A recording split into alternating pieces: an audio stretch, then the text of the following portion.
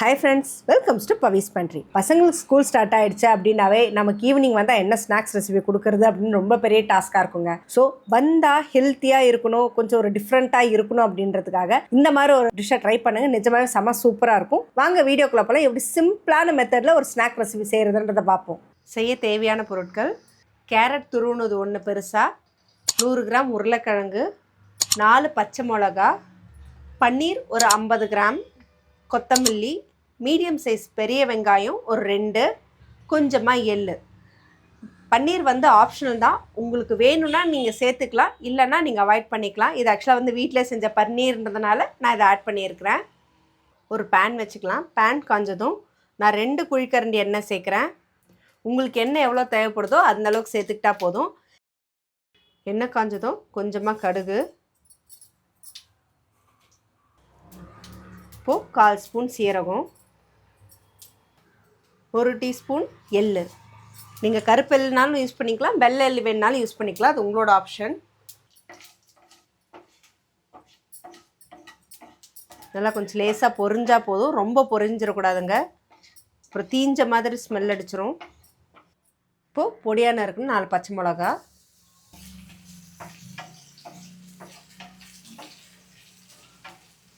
நல்லா ஃப்ரை ஆகட்டுங்க எண்ணெயில். நான் 4 சேர்த்துருக்கேன். உங்கள் காரத்துக்கு எந்த அளவுக்கு தேவையோ அதுக்கேற்ற மாதிரி கூட்டியோ குறைச்சியோ நீங்கள் சேர்த்துக்கோங்க. குட்டீஸ்க்கு நீங்கள் கொடுக்குறீங்க முக்கியமாக அப்படின்னா கொஞ்சம் கம்மி பண்ணிக்கிறது நல்லது. இப்போது நம்ம பொடியாக நறுக்குன வெங்காயத்தை சேர்த்துக்கலாம்.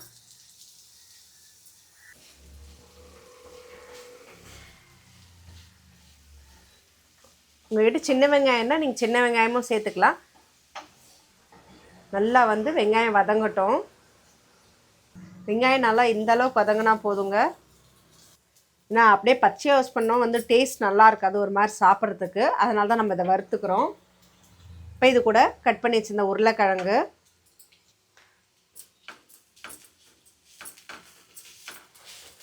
உருளைக்கிழங்கை துருவி தண்ணியில் அலசிட்டு யூஸ் பண்ணிக்கோங்க.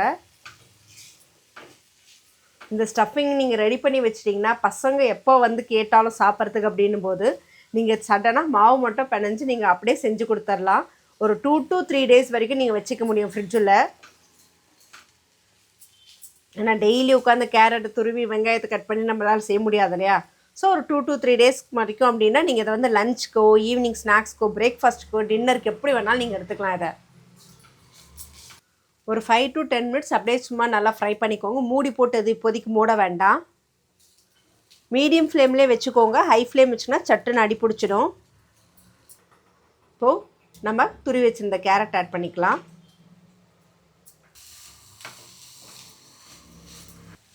நீங்கள் இது கூட மக்காச்சோளம் வேணாலும் ஆட் பண்ணிக்கலாம், பட்டாணி ஆட் பண்ணால் ஆட் பண்ணிக்கலாம். கோஸ் அவாய்ட் பண்ணிடலாம், ஏன்னா ஒரு மாதிரி ஸ்மெல் இதாகும். ஸோ கோஸ் இல்லாமல் நீங்கள் மற்ற வெஜிடபிள்ஸ் இதெல்லாம் ஆட் பண்ணி கொடுக்கணுன்னு நினைக்கிறீங்களோ, பீட்ரூட் கூட நீங்கள் தாராளமாக ஆட் பண்ணிக்கலாம். பசங்களை ஏன்னா கலர்ஃபுல்லாக இருந்தால் தானே சாப்பிடுவாங்க. ஸோ அவங்களுக்கு ஒரு அட்ராக்டிவாக இருக்கும் சாப்பிட்றதுக்கே. இப்போ இதுக்கு தேவையான அளவுக்கு சால்ட் ஆட் பண்ணிடுவோம். இப்போது தேவையான அளவுக்கு சால்ட் ஆட் பண்ணிக்கலாம்.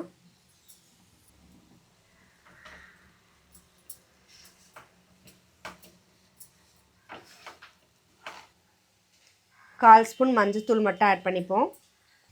இது ஆப்ஷனல் தான், வேணான்னா நீங்கள் அவாய்ட் பண்ணிக்கலாம்.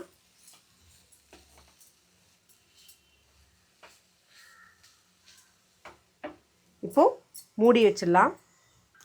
தண்ணி எதுவுமே தெளிக்க வேண்டாங்க. சிம்மில் வச்சு ஒரு 5 மினிட்ஸ் அப்படியே நீங்கள் குக் பண்ணிங்கன்னா போதும். அந்த ஹீட்டில் அது நல்லா குக் ஆகும். இப்போ ஓப்பன் பண்ணிடலாம்.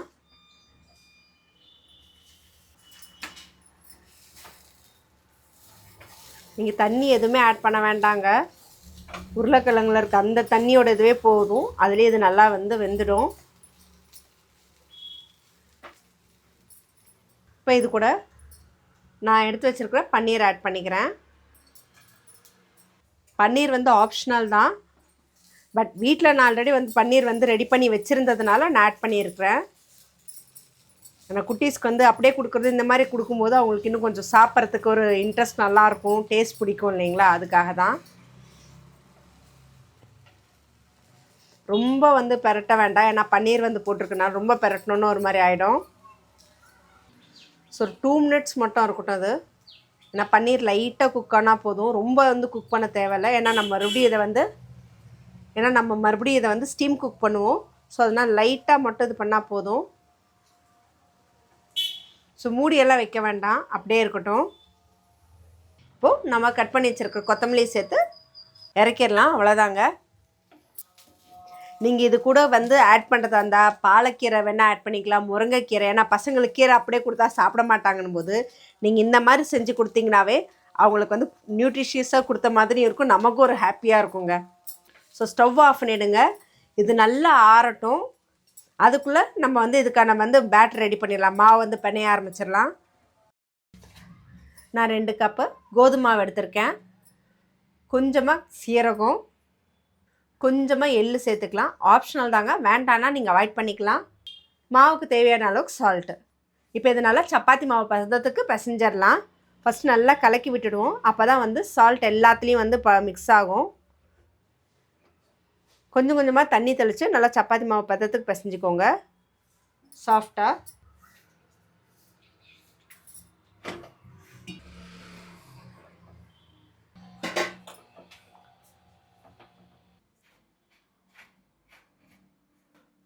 மாவு நல்லா இந்த அளவுக்கு சாஃப்டாக இருக்கணும். இப்போ இதை வந்து சின்ன சின்ன உருண்டையாக நம்ம வந்து சப்பாத்திக்கு எப்படி தட்டுவோமோ அந்த மாதிரி தட்டிக்கலாம். மாவு ஃபஸ்ட்டு உருட்டி வச்சுடுங்க, அப்போ தான் நமக்கு வந்து அடுத்தடுத்து தேய்ச்சி ஸ்டஃபிங் பண்ணுறதுக்கு ஈஸியாக இருக்கும். இது மாதிரி எல்லாமே நம்ம உருட்டி வச்சிடலாம். இப்போது நல்லாவே வந்து மாவை வந்து டஸ்ட் பண்ணிவிட்டு இப்போ நம்ம தேய்க்க ஆரம்பிச்சிருவோம்.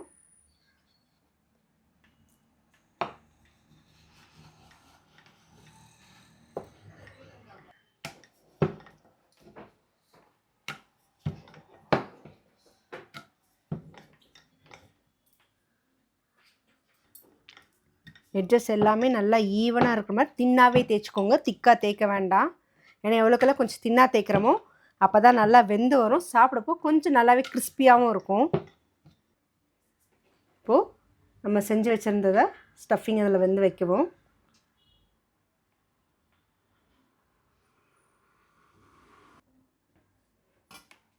இப்போ இதை நல்லா இப்படி வச்சு ரோல் பண்ணுவோம். நீங்கள் நல்லா கை ஒட்டின மாதிரி ரோல் கொடுத்துக்கோங்க. இந்த மாதிரி ரோல் கொடுத்துட்டு தண்ணி வச்சு ஃபஸ்ட்டு இந்த சைடில் நல்லா அப்படி பண்ணி விட்டுருங்க. ஏன்னா அப்போ தான் நீங்கள் இது பண்ணது இதை விட்டு வெளியில் வராமல் இருக்கும்.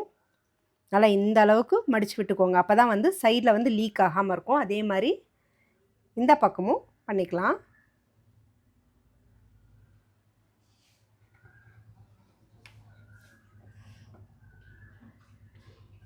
நல்லா ப்ரெஸ் பண்ணி விட்டுடுங்க. சும்மா ஏன்னா மாவு தானே அப்படி நம்ம ப்ரெஸ் பண்ணால் நிற்காது, தண்ணி போட்டு நல்லா வந்து ப்ரெஸ் பண்ணி விட்டுட்டிங்கன்னா அப்போ தான் நல்லா ஸ்டிஃபாக நிற்கும். நல்லா கையால் ப்ரெஸ் பண்ணிவிட்டு எவ்வளோக்கு எவ்வளோ டைட்டாக ரோல் பண்ண முடியுமோ அவ்வளோக்கு எவ்வளோ டைட்டாக ரோல் பண்ணுங்கள். ஏன்னா எவ்வளோக்கு எவ்வளோ டைட்டாக ரோல் பண்ணிங்களோ அப்போ தான் வந்து டேஸ்ட் நல்லாயிருக்கும், அது வெளியே லீக் ஆகாமல் இருக்கும். நல்லா எட்ஜஸில் நல்லா தண்ணி அப்ளை பண்ணிடலாம். அப்ளை பண்ணிவிட்டு நல்லா இப்படி ஒரு 2 டைம், ஏன்னா அப்போ தான் உங்களுக்கு எட்ஜஸில் நீங்கள் ஒட்டி இருக்கிறது எல்லாமே வந்து நல்லா செட்டாகி இருக்கும். அதுக்காக இப்போ இதுக்கு டிசைன் இம்ப்ரெஷன் கொடுக்கறதுக்காக ஜஸ்ட்டு சும்மா நான் ஒரு ஃபோர்க் வச்சு இப்படி ப்ரெஸ் பண்ணி விடுறேன்.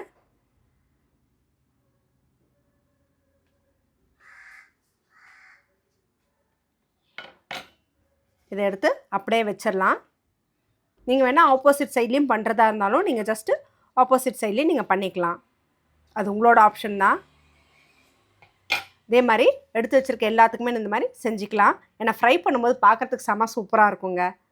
இப்போது நம்ம உருட்டின மாவு எல்லாத்தையுமே இந்த மாதிரி வந்து தேய்ச்சி எடுத்தாச்சு. இப்போ இந்த ஆரையுமே வந்து ஸ்டீம் குக் பண்ணிடலாம். நம்ம இதை இப்போ வந்து ஸ்டீம் பண்ணிடலாம்.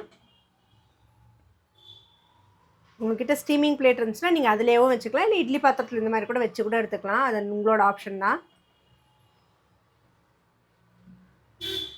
முடிஞ்ச அளவுக்கு பெண்ட் ஆகாத மாதிரி பார்த்துக்கோங்க, ஏன்னா அப்போ தான் வந்து உங்களுக்கு இது மறுபடியும் வந்து ஃப்ரை பண்ணும்போது கொஞ்சம் நல்லாயிருக்கும். இப்போ மூடி போட்டு ஒரு 10 நிமிஷம் நல்லா ஸ்டீம் குக் ஆகட்டுங்க. ஏன்னா முக்கியமாக வந்து கோதுமை மாவு நல்லா வேகணும், ஸோ அதனால் அவசரப்படணும். ஒரு 10 நிமிஷம் நல்லா வேகட்டும் ஹை ஃப்ளேமில். இப்போது ஓப்பன் பண்ணிடலாம். செம சூப்பராக வந்திருக்குங்க. ஸோ இப்போ இது எல்லாத்தையுமே ஒரு பிளேட்டுக்கு ட்ரான்ஸ்ஃபர் பண்ணிடுவோம்.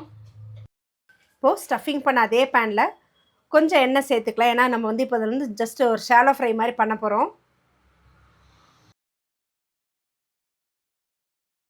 எண்ணெய் காஞ்சதும் நம்ம கொஞ்சமாக சீரகம் சேர்த்துக்கலாம். அது கூட கொஞ்சமாக கருப்பு எள் ஆப்ஷனல் தாங்க, நீங்கள் வேண்டான்னா அவாய்ட் பண்ணிக்கலாம். லைட்டாக கொஞ்சம் பொரியட்டும்.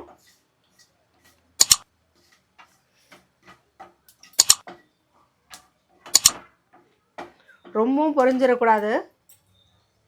இப்போ இந்த இதில் நம்ம வேக வச்சு எடுத்தோம் இல்லைங்களா, அதை அப்படியே நல்லா வந்து ஷாலோ ஃப்ரை மாதிரி பண்ணணும். நீங்கள் ஸ்டீமர் அப்படியே வச்சுருந்தீங்கன்னா அதிலே வச்சா அந்த இது கொஞ்சம் நல்லாயிருக்கும். நான் ஸ்டீமர் இல்லாதனால நான் இதில் இட்லி பாத்திரத்தில் வச்சு இது பண்ணியிருக்கேன்.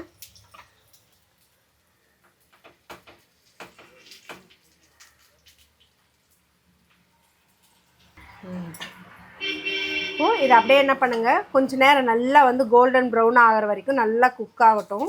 நல்லா ப்ரெஸ் பண்ணி விடுங்க. ஏன்னா எவ்வளோக்கு எவ்வளோ வந்து நல்லா வேகுதோ ஃப்ரை ஆகுதோ அப்போ தான் டேஸ்ட் நல்லாயிருக்கும்.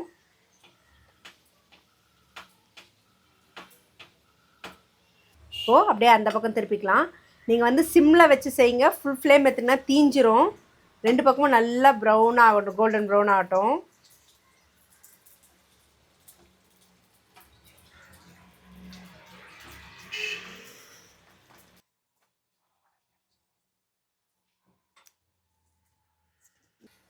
மாதிரி நல்லா வந்து 2 பக்கம் கோல்டன் ப்ரௌனாக வெந்துருச்சுங்க. இப்போ நம்ம எடுத்து சுட சுட சர்வ் பண்ணுறது மட்டும்தான்.